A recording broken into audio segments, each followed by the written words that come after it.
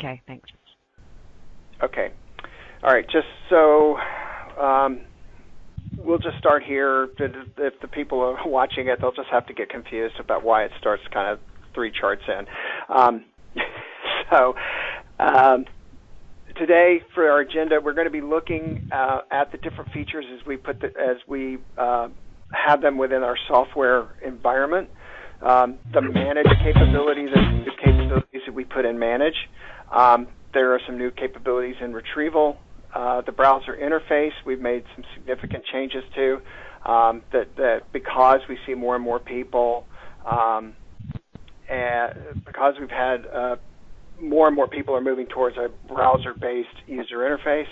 And then the last one will be any sort of API and integration changes that we have made. Now, in the manage area, there's 2 things that we've done that some of these were things that we thought we needed and others were customer requests. They are the auto delete free space limit increase. Bill Bihar only sees a blank screen. Okay. Let's see here, Bill. Oh.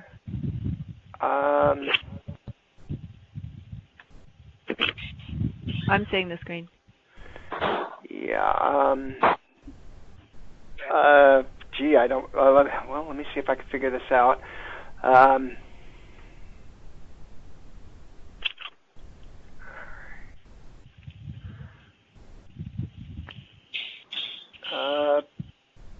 I see the screen.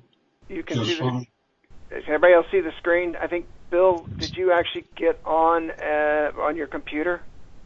Yeah, I'm on a computer. All I see is a white screen. Okay. I see your picture, and I see a white screen.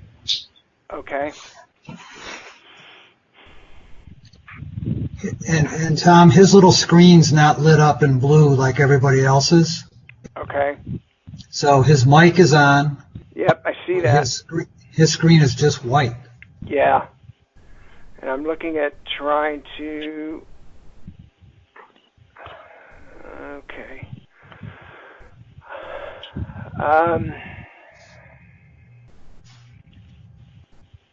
Phil, I'm sorry, I don't know how to quite fix this. Everybody, oh no. Maybe he could log in again, Tom, and it will work. Okay, I'll log off and log back in. Okay, let's try that. All right, sorry for the delays, everyone.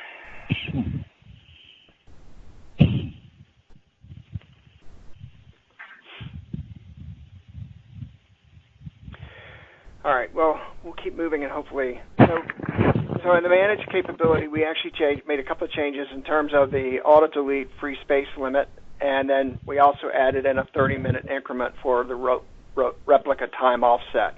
And we'll kind of go through each of these so you kind of understand what's going on with these.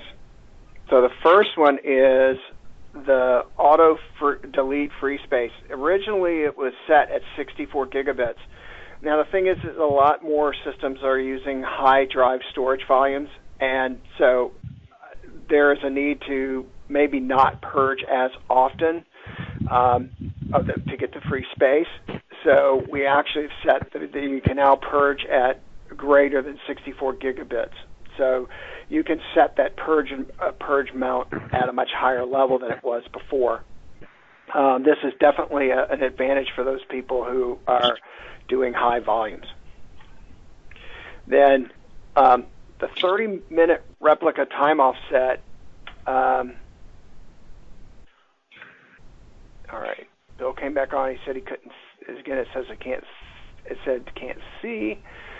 So I'm going to the help to see if I can find a way to help him.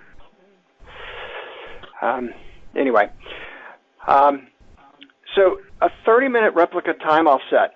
I don't know if people know this, but in India, it's a 30-minute time zone shift.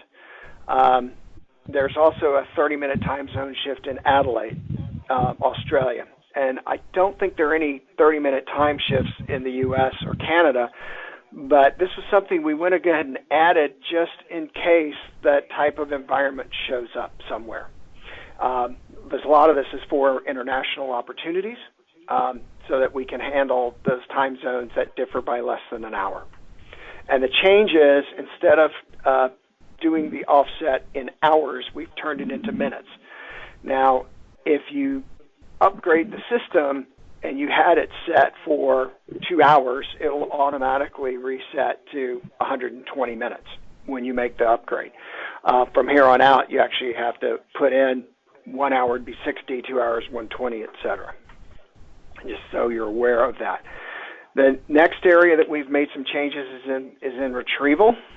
And with retrieval, we've done a few things. We've changed we've added an auto record prompt for channel selection, so that when people are using laptops and moving from different places, they actually get a screen that says, what channel do you want to be recording? We've also made some additions to the random sample reporting capability.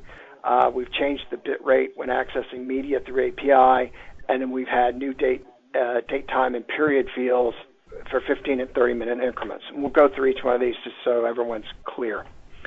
So the auto-record prompt for the channel selection is, so if you're using a laptop and you happen to go to a different location, channel flex seating using auto-record is required.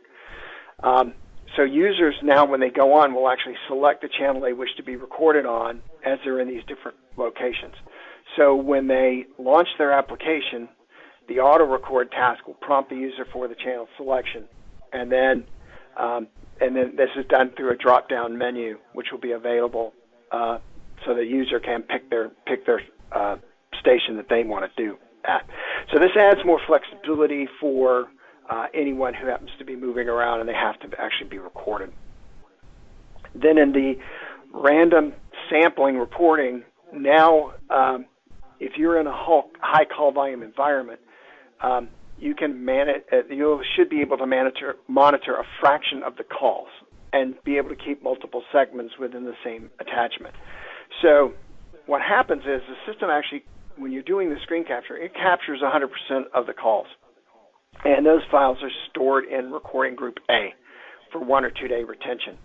So when you use this function which says, I want 50% of those, or 10%, or 90% of those calls, they will randomly take samples out of the recording group A and move it into recording group B, which will have a longer retention, and is based on what the customer decides, and they put in their policies, and then they put in the configuration.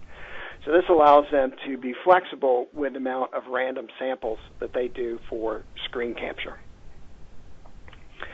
Then when a user is wants to access and put in a audio in a zip file, they can actually pick the bit rate that they want to do. Now, by using the API now, they can request either a low bandwidth compressed file or a high bandwidth lossless files. And the acceptable rates you can see here on the left side of the chart.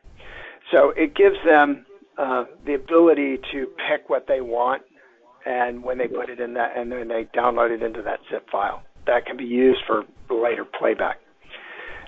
Now, the one that I'm particularly like that we've added in is the new date, time, and period fields. And basically, you can now drill down in the filtering of interactions to a much more defined space. So if you want to look at a 15-minute or a 30-minute period, then you actually have that ability to go look at higher granularity of the information that's being captured by the system.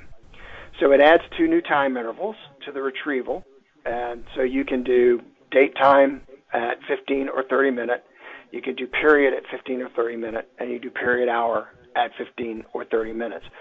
This allows for some real opportunity for some real analytical view of dispatcher agent performance, because you can look at it on a much tighter environment. Now, the next area that we want to cover is the browser interface. I will tell everyone that we are looking to go to a whole new user interface that will be a unified user interface in 1812. We're going to be making a lot of changes to the user interface. Now, the browser interface today, we've been also doing a lot of things to that's been bringing a lot more functionality and capability and bringing it up to the same level as the client. And there are quite a few features that we've done. Now, I don't want to turn this into a complete snooze fest with going through each one of these. So we're going to look at just a few of these today. The install flexibility, to be able to save a list of stations, some password changes, and a lot of security things we've added in. We've also been able to display more records on the grid, and then we've done some things with post-call flex. So we'll go through each one of those. Now, originally the the web services interface in the browser could only be installed on the C drive. And not all of our customers wanted to do that. So we actually have the flexibility now to install the browser interface on the drive of their choosing. It also allows for the installation of additional or dedicated browser interface servers on a machine anywhere. So during the installation process, the setup windows will actually allow the specification of the drive, whether to install. So you can see that on the left, how it would look. That means they can put it anywhere they want, which is a nice flexibility. The IT people kind of like that because they don't necessarily want to have to be filling up a particular drive. Now, from the supervisor standpoint, for real-time monitoring, supervisors can select a specific stations to monitor from a saved list. Now, previously, they actually had to go through and they would have the entire list and then have to pick them and pick them and pick them, and every time they would go in, they'd have to go through and pick and pick and pick again. Now what they can do is they can pick a group of stations that they want to have on their list. They can then take that list, they can name that list, and save it. Then when the users come on and do the view monitor list, it will bring up a list, that list name. You can click on it, and those particular stations that you want to monitor on a regular basis will be there. And the advantage to this is that if you have a group of troubled agents or dispatchers that you want to be monitoring, the supervisor wants to monitor more often, they can have that list available to them, and they can go and make sure that they're doing it. So this actually is a time saver for supervisors. It allows them to be able to kind of prepare for and prep for a particular area that they might want to monitor. Now, one of the other things that we've done is that we're allowing now the users will be able to change passwords, and this increases the level of security within the software platform itself. So if they click this user must change password, then the user is authorized to change their password, and then when they first log in, the password change options will appear. And you also can set up password expiration times, which will also trigger a password change. So like if any of you guys everyone uses Windows, every 90 days or every 180 days you have to change your password. I know it's a pain in the behind to do that, but from a security aspect, changing those passwords makes a huge difference because it keeps the hackers at bay. So this is a nice security feature that we've added that allows for some more flexibility. It also allows the user to create their own passwords, which can be done within password policies.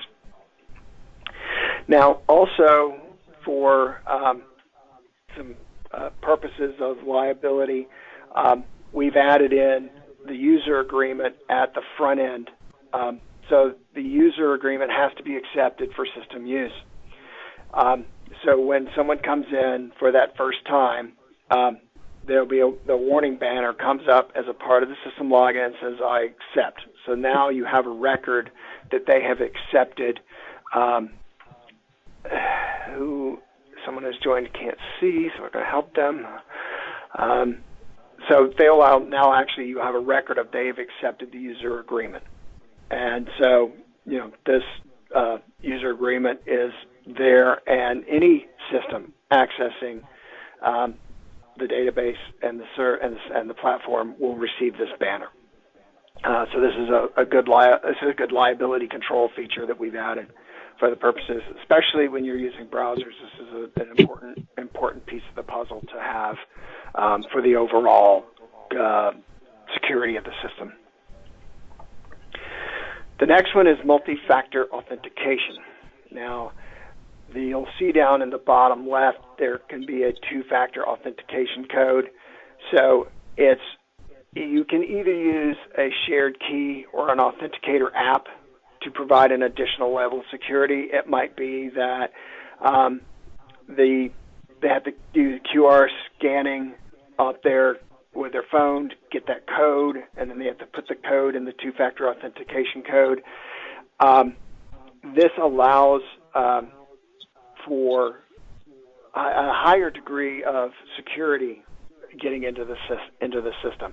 Again, a lot of the questions with things like GDPR, with HIPAA, with PCI DSS, the possibility of having personal identifying information on our system is there, and that as long as we continue to add additional security capabilities that keep unauthorized access to that data, it keeps us in our compliance. Now, we're going to do a webinar a little bit later talking specifically about HIPAA, PCI DSS, and GDPR and go through what they actually mean.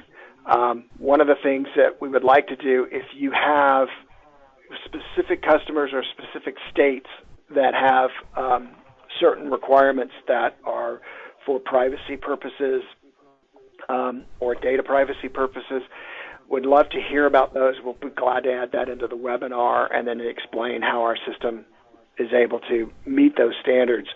Again, a lot of this has to do around the level of security that we're putting in terms of being able to actually access that. So as another example of additional security is that if you go, session is timed out, this dialog box will appear, and you have to put back in your password, and you have to re-enter, if you're using two-factor authentication, you have to re-enter that another authentication code. If the user provides the credentials, then they can proceed. If a new tab or browser is opened, it actually redirects back to the login page. So when the session locks out after a period of inactivity, which can be set by the administrator, then this is what will show up. This one of the largest security problems in both corporate and in government environments is known as location vulnerability. So let's just say, for example, that you're a user and you have your lunch break, and you get up and you don't log out. You just leave it running, and you go to lunch and have a walk around the building or whatever it is you want to do, and you take that lunch break. So if there's someone who actually is in the building who doesn't have access or doesn't have privileges or user credentials to get to your particular environment, that open computer with that stuff still on it is a vulnerability. So that person can sit down and find information. By having this session lockout procedure, if nothing's happening, like if you get up to go to lunch and then you don't do anything for 5 minutes or 10 minutes, it locks out, which then that is what provides that higher level of security. And I know a lot of the users will be going, "Well, what a pain in the butt," but that's one of those things that we live in a world where security is everything, and we have to keep working very hard at making sure it happens that way.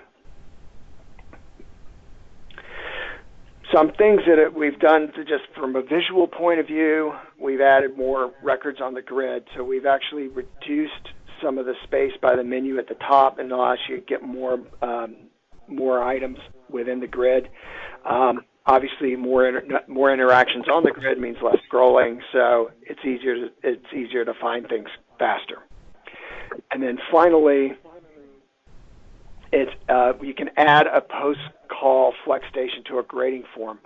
So now users can manually flex to a new station within a grading form. you can put in a new station number or an alternate station number on a grading form. This allows more flexibility in the grading environment, and a flex station list can be sorted by station name or station number. So this gives an increased amount of flexibility to the evaluators to allow them to be able to move forward. Now, in the area of API and integrations, which is the last section we're going to go through, a lot of this has to do with what we've done on the Cisco side. A lot of our customers are using Cisco systems, and so we've been asked to provide some additional capabilities, one of which is give us access to the AXL SOAP. So what we can do now is we're synchronizing to the Cisco database and with the HigherGround database, which means once you make a change in the Cisco database, we'll automatically sync to us.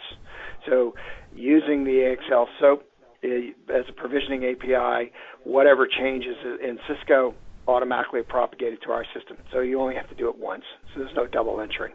That's kind of a nice thing for the administrators.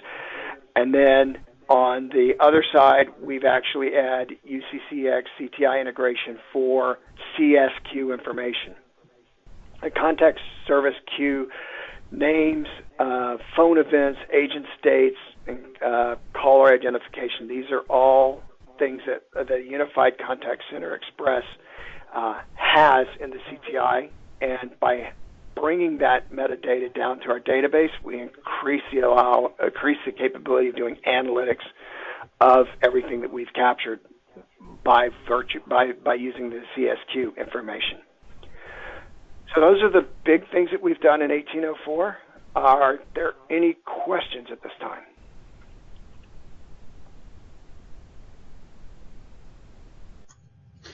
Hey, Tom, it's Russell. The browser version that works on mobile devices as well. Can you talk about that a little bit, or is that premature?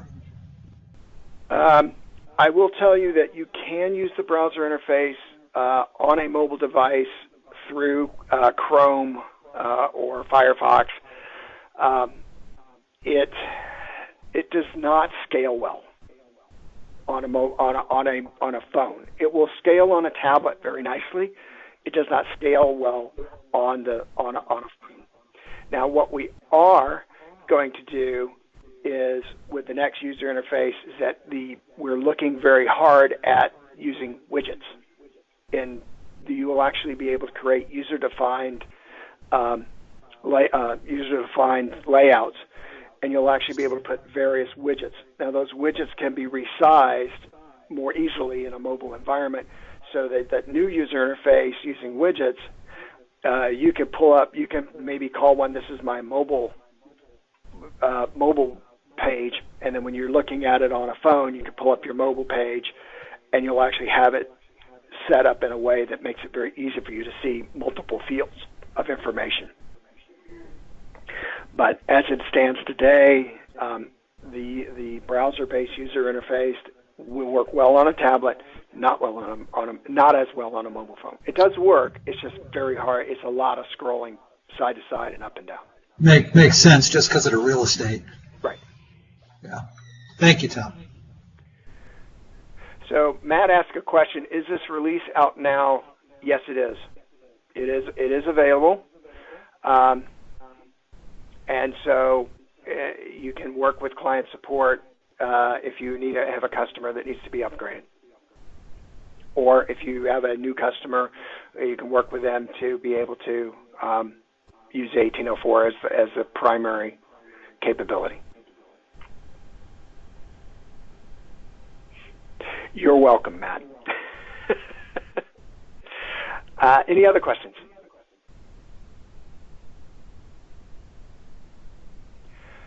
Okay, I will let you know that next week we are going to do a very quick webinar on the automated coaching capability that was added in 1711 and has been carried forward in 1804. I think it's a very cool thing, especially when you're trying to improve organizational performance and specific performance of dispatchers or agents.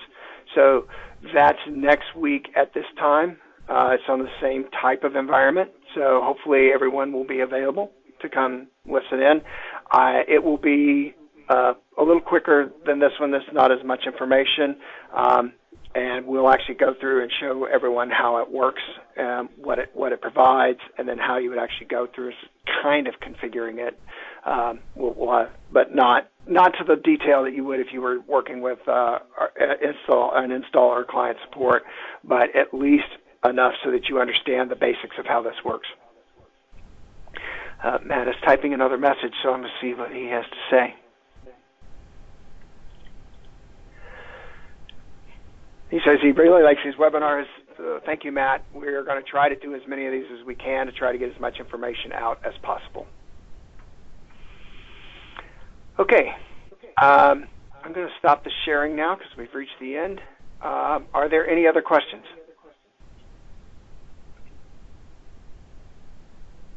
Okay. Well, thank you, everyone, for joining. Again, there's another webinar next Wednesday, so thank you all for attending today. And I hope everyone has a good day. Thank you very much. Thanks, Tom. Thank you.